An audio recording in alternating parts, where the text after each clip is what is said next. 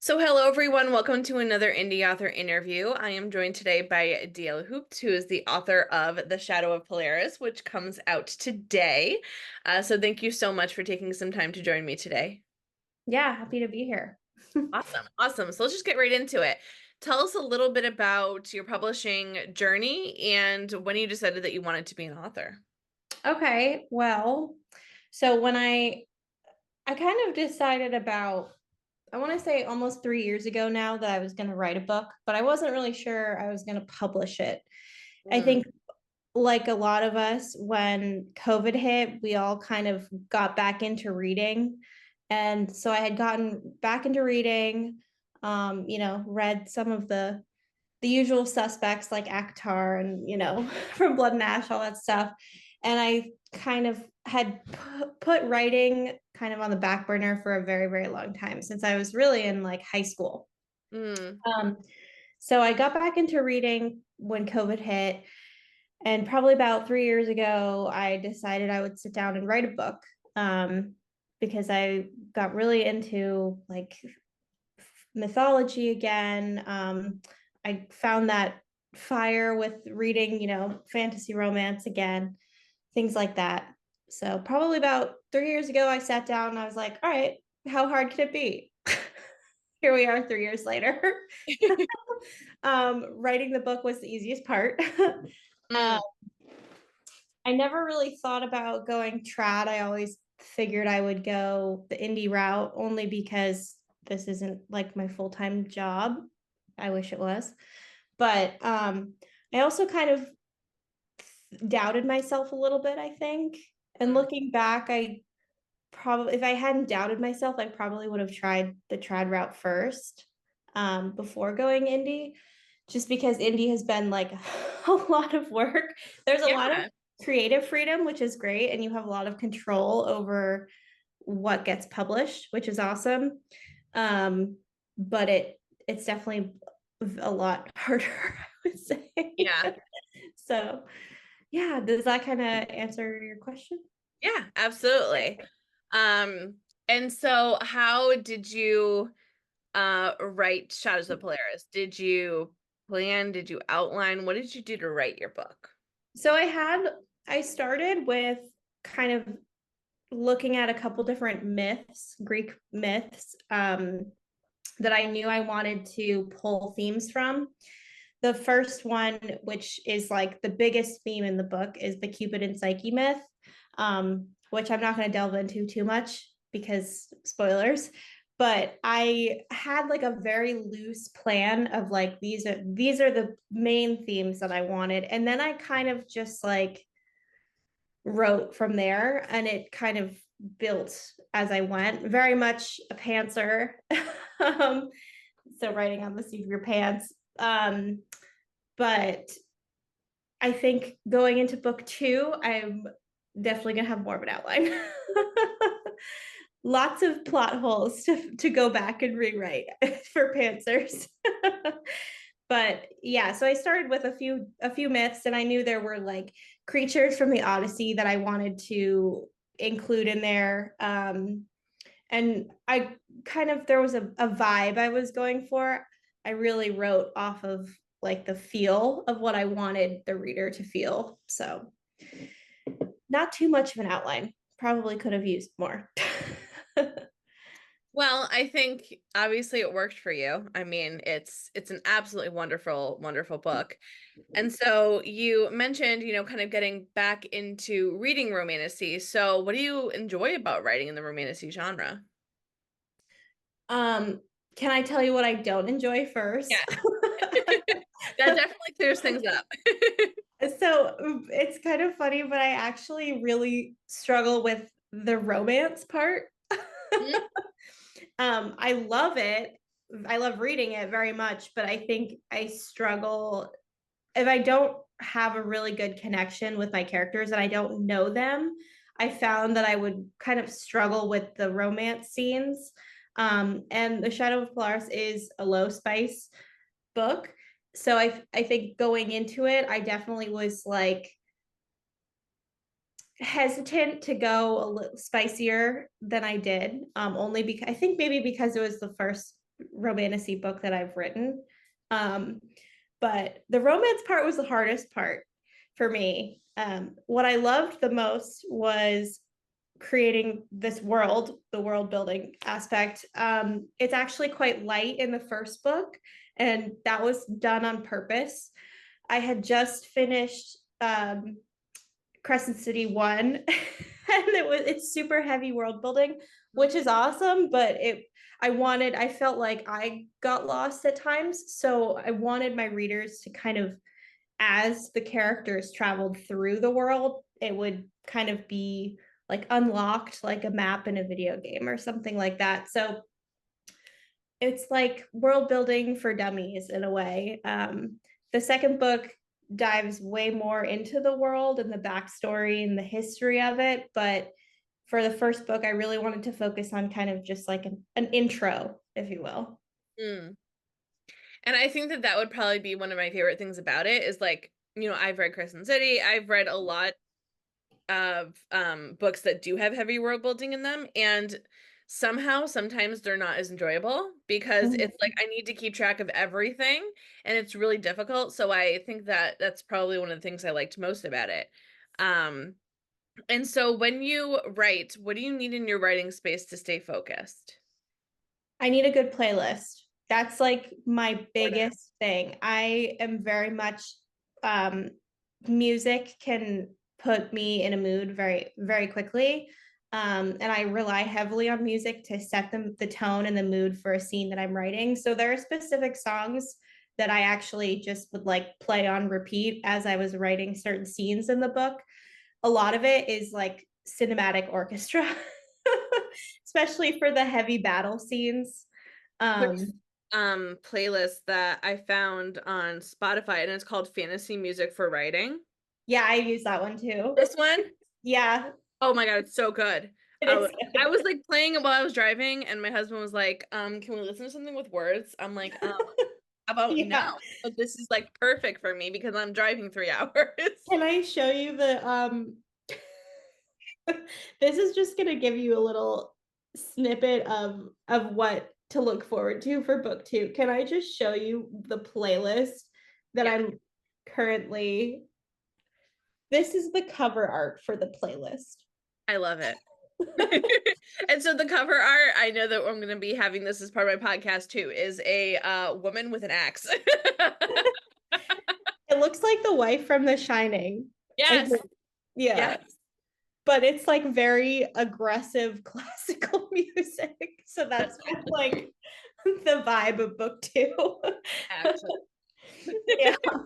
But I would definitely say like music is the biggest thing. And sometimes I found myself like getting distracted almost because I needed the perfect song. And so I would comb Spotify for the perfect song for a scene. And I would, 20 minutes later, I've written one sentence because I'm just looking for the song that I need to set the tone. So a playlist, 100% a playlist. That's awesome. Awesome. Um, and so what is your kryptonite? What gets in your way as a writer? As a writer, I'm actually kind of experiencing that right now. I would say I think not knowing my characters well enough, like not really um having a good understanding of how they would handle certain situations. So I for a while with book two was really blocked because I just was really struggling with this one scene, and I kind of finally realized that it's because I didn't know my character well enough.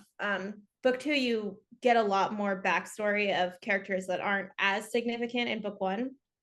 So I realized I needed to go back and develop those characters way more, and honestly develop the plot line a little bit more too. But I would say I my kryptonite is really just my characters being strangers to me. I cannot write a sentence if I don't know my characters very well. So No, I think that makes sense.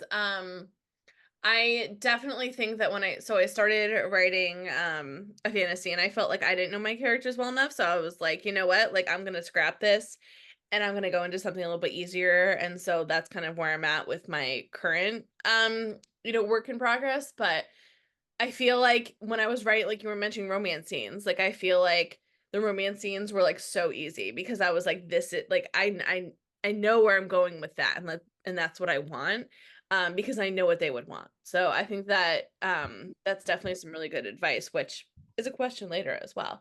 Oh, Um, good. so let's move on to the next part, which is just talking about Shadows of Polaris. So if you had to describe your book in one sentence or less, Oh my what would God. that sentence Don't ask me that. No, I'm just kidding. be? I would Be a run-on say sentence. It could be a long sentence with like commas and like all a that. super long run-on sentence that was basically like every fifth sentence that my editor had to fix. It's a loose retelling of the Cupid and Psyche myth with a that explores a lot of themes of healing from traumas and journeys to freedom and self-acceptance and really self-love. At the end of the day, is overcoming your demons and things that inside yourself that you don't necessarily love or really that you loathe, in the case for my main character, but overcoming those things and accepting who you are to embrace like your full potential and your full power, um, with lots of sword fighting. That's, you know what? For not coming prepared, and that's totally my fault. That I forgot questions. ADHD is fun. Um, but I think that that is a really, really great description. Like, I think that that speaks to the larger themes. I think a lot of the time when I ask that question, kind of authors just go like right for like the summary, like the blurb. But like going, in a different direction and talking about those themes, which really definitely ring true. And so talking about characters, who's your favorite character to write and why? Hmm, that's a good question. So I do love Elpis. She's my main character, very, very much. I think she's really complex and she's hard to like at times, which I think makes her really a very real character. I can't really tell you who I'm loving writing in book two without giving like a huge spoiler away because it's not actually Elpis that I'm loving. But um, for book one, I really liked getting into her point of view and really just like diving into kind of some of the more internal struggles that she had while also making her a badass bitch. I don't know if I'm allowed to like say Yeah. that word. Okay, cool. um, but I really liked her character. And then of course, as an extension to her character, Arcturus, her wolf, I loved writing her. I think she's everyone's favorite. Like, she she kind of is this like really cute innocent playful puppy in the beginning and then is like totally not at the end, so I really liked writing that transition and like her growing into this like really fearsome creature. I thought that was cool, and also giving her character more personality without having dialogue. hmm I think that that is a really big win, as far as the way that you write Arcturus, because I think sometimes we just kind of like some authors kind of just throw, animals in there and like they're like not that there's not a point, like they're a companion, but like I feel like there was like a really thought out character arc for her. And Yeah, so on the other end of things, who is the most challenging character to write and why? I think it was probably mm, I want to say it was probably Eric's. It's like a very it's he's a close second would be Tethys. Um, they both were challenging for different reasons. Eric's I think was hard because I didn't want him to be like a Resand or like a Zayden. I wanted him to be different, but I also didn't want him to feel too much like Kale or like Yep. Tamlin. Sorry to bring all the Akatar characters in, but like really those are like, the big people in our genre that we the big characters in our genre that a lot of readers will compare them to. I wanted him to be very like complex in his own way, but I wanted him to be totally opposite of Elpis. So like while she is really very untrustworthy and like selfish at times, he is completely opposite. Like he would do anything for her. He would give his life for her. He would do so much. And he's kind in his own way while also being quite fierce. So I think it was hard, like finding a balance. For a long time in the early drafts, he reminded me a lot of Ron Stoppable, and I I was love like, that. I need him to be a little bit edgier than that. Like he just kind of felt like the goofy sidekick, which was hard because that's not like the direction I wanted his character to go. Mm. So yeah. And I haven't been in school for quite a long time. So is the word for what you're saying like Elpis's foil? Is that the right word? Like the is like the foil of the character? Foil, Oh, I don't even know. literary device that contrasts with another character in a story to highlight the qualities of the other character. Interesting. Yes, I guess Oh, so. it's foil. Cool, Yeah. cool. I'm like, oh look, I remembered something. What is your favorite quote or scene? Um, I have a few that are very spoilery. So if you don't, I'm gonna talk about them, but like spoilers ahead if skip through if you don't want to hear this part. But I loved, right, and I still read it and I'm like, hell yes. I loved the part where she finally gets her vengeance on a certain older woman that, Yes. you know, I guess is, I'm trying to not spoil it, No, I know. No, but that's I probably my favorite scene too. I hated that character. I yeah, told you that. I was just like, I hate this person, and you're just like, oh yeah, you're supposed to hate her. yeah, yeah. Um, that scene, writing that scene, I feel like I typed like 5,000 words a Yeah, second. Like it yeah. just it flowed so well. And it also helped because I had again a song that I could connect with and vibe with as I was writing. But I wasn't really, when I started writing that scene, like the first draft sitting down to write, I wasn't really sure the direction I was going to go with it at first. And then I sat on it for a day or two and I was like, oh, this is perfect. I know exactly what I'm going to do. So I always revisit that scene. If I ever feel, a little low or discouraged, I'll go back and read that scene. And I'm like, wow, I wrote that. Love that. That's awesome. And so obviously, like you have quite a bit of character art. So you do have a lot, and I think we all need to point out the fact that you draw it yourself. Um, which I'm completely in awe of you in terms of that. Because I don't think it's fair that you can write and you can draw.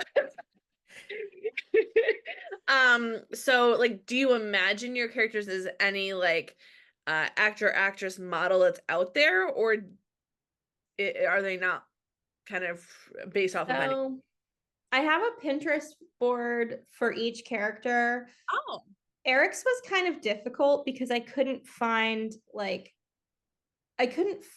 a model or an actor or someone that really stuck with me, like in my head, like, oh, that's him. He's kind of a combination of like,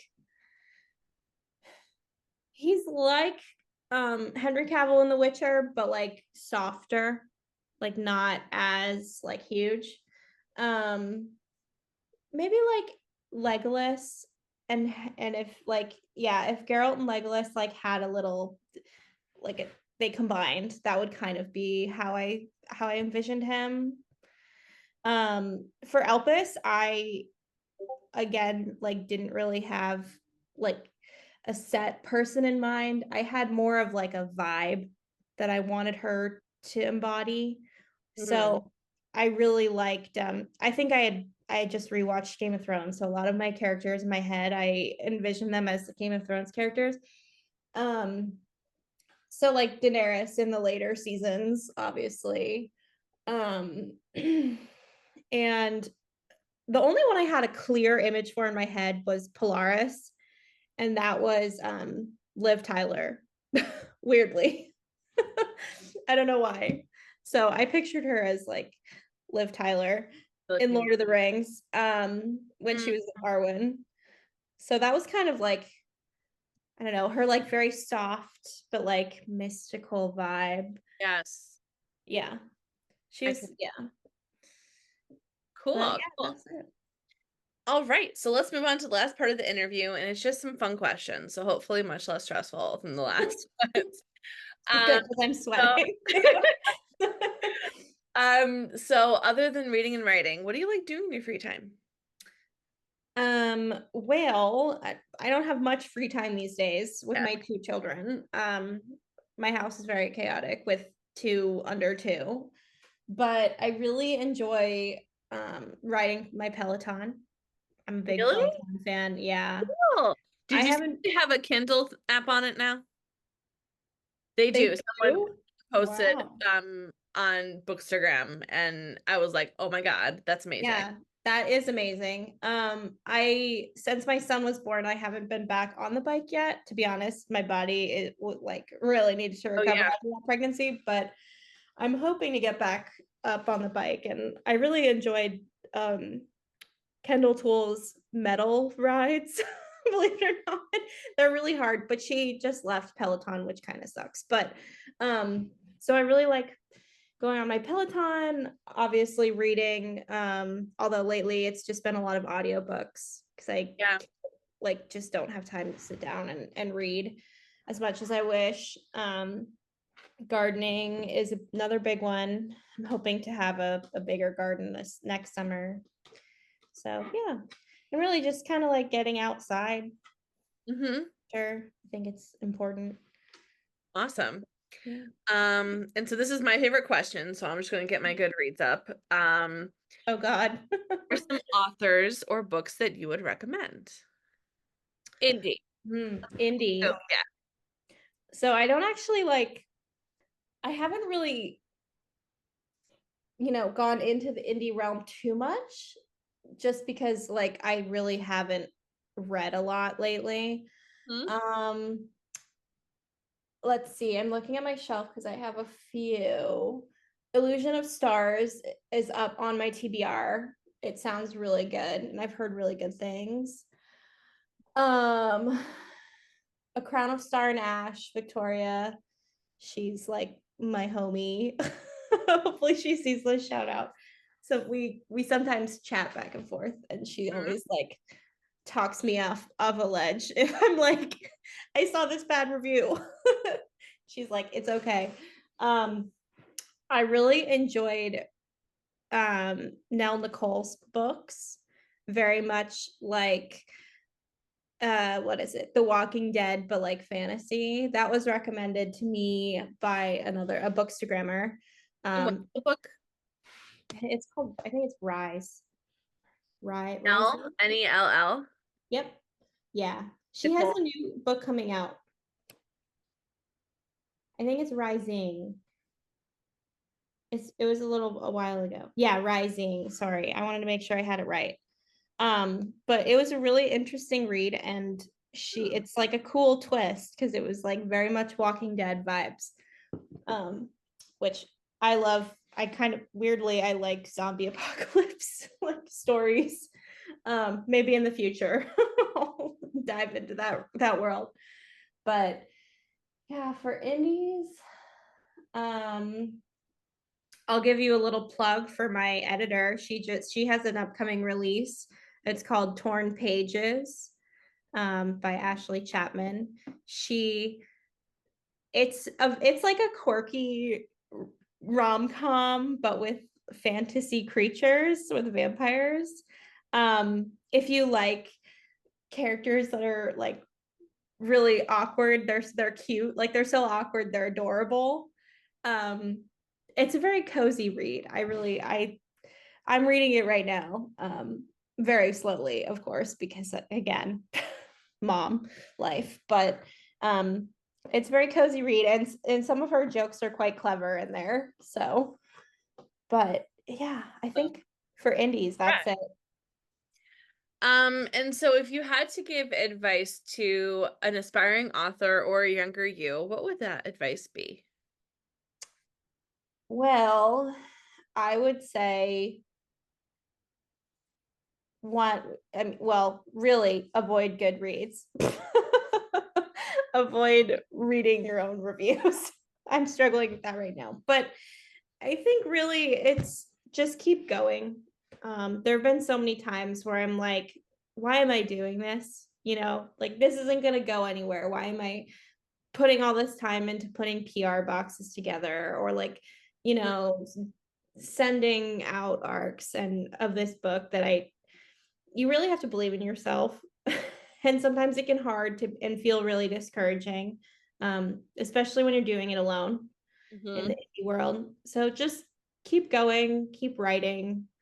I'm gonna tell myself that as well. Good Just keep advice. writing. And this might be kind of long-winded, but I think it's really important. I was given some advice by an author who is like very, very, very successful. And that was just to not compare yourself to your peers because you don't know their journey. Someone who has a book published or a book like an upcoming release that has thousands of followers on Instagram and hundreds of reviews already, and they end up getting picked up, and they have so much success. You don't necessarily know about the six other books they've written in the past. So So just like true. try not to compare to your peers. Everyone's on their own journey. And that's something, again, that I'm really struggling with right now. So, Well, I appreciate your vulnerability and sharing that because it is tough. It's very, very tough. Um, but hopefully, those people who do support you and love your book and, you know, are your cheerleaders will keep you going too. they do. They really do. Every day I feel like my heart is so full from all of the people who have messaged me or my street team who have all done so much throughout this launch. And you, of course. I don't know how I would be sane without you. Right. But there are people out there who have really been a huge support system for me, and I'm so grateful for all of them. Aw, So, I love that. And so you did say that you have a playlist for the book. So do you have that like in your link tree that we can go? yeah, Okay. it's So linked in Spotify. so we'll skip that question. And then the two more questions. So, Okay. is there anywhere that inspired your world? So like that you've been or that you want to travel or maybe from other stories Ooh, that you love that like kind of helped you shape your world? this is a great question because I really built the whole world around like four different specific places. So it depends on how far you want to like deep dive into this because I could talk for You can hours name about it. the places. I'll give you a summary. And you probably will pick up on the vibes, but Ursay is very much like heavily based on like like a Norse village, that kind of Viking vibe in the north with, I guess, kind of like the north in Game of Thrones in a way, like, up that way. Um, Surprisingly, Venia was based on like Renaissance France. Super different, I know. Hmm. That's like though that was a starting point. Um, let's see. Canissa was based on, believe it or not, Vermont in the fall. You probably picked up on that with like the farmland and like rolling hills. And then Aquile was very much like the Mediterranean and Aegean islands, like hardcore ancient Greece kind of thing. So Oh, beautiful, beautiful places. yeah. Many that I would like to go to. Okay. So the final question, and I know you have so many. So what upcoming events do you have? Where can we meet you and buy your book Oh and my god. talk to you? Well, I'm doing a whole New England book tour for this release. So I have a list. They're all on my Instagram and they're in the process of being posted on my website, which needs some love. It is quite lacking. So there's a whole post on my Instagram about it, but really, do you want me to list them all off like detailed, or do you want me to kind of give like Oh, a we can I have our calendar up here so I can kind of help a little bit. So okay. the first one that we have is on the 15th of September, and that's going to be in Danbury at the Barnes and Noble in Connecticut. Then we have an event on the 21st of September at Bougie Bookstore in Norwood, Massachusetts. That Um, one, can I touch on real quick? So absolutely. that one I'm really looking forward to Yeah. because there are Five five, yeah, five others. five Yep. other fantasy authors, and it's going to be a huge event. Um, that one is ticketed, Yes. so visit the Bougie bookstores. I think just on their Instagram, you can follow the links to buy tickets there. But it's going to be really fun, and I'm really looking forward to meeting so all the other authors that are going. Arcadia is going to be there, so excited to Ellie. meet her. Oh yeah, as well. So that'll be fun. I'm excited, and I think it'll be really just a really fun event. I can't wait. I'm super excited. Yes. Then on the 28th of September, we have a signing at Barnes and Noble in Dartmouth, Massachusetts. Hmm. Then on the 6th of October, we have a signing at the Barnes and Noble in Burlington, Vermont. Then on the 18th of October, we have a signing at Charter Books in Newport, Rhode Island. Hmm. And then I believe the last one we have on the book so far is November 9th, and that is going to be at the Booksmith shop in Danbury, Connecticut as well. Yeah.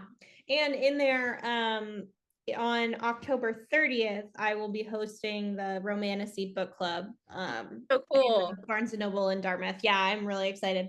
I'm trying to figure out like some cute merch or something for those who attend. Maybe Yeah, like a tote bag or something would be cool. that would be cool. That would be Yeah. awesome. Well, thank you so much for taking some time to chat with me today. I know that obviously you're very busy with 202 and a launch coming tomorrow. So if you guys are interested, please go and check out The Shadow of Polaris. This is the book right here. And we will definitely be looking forward to everything you have coming in the future. Yeah. Thanks for having me. Absolutely.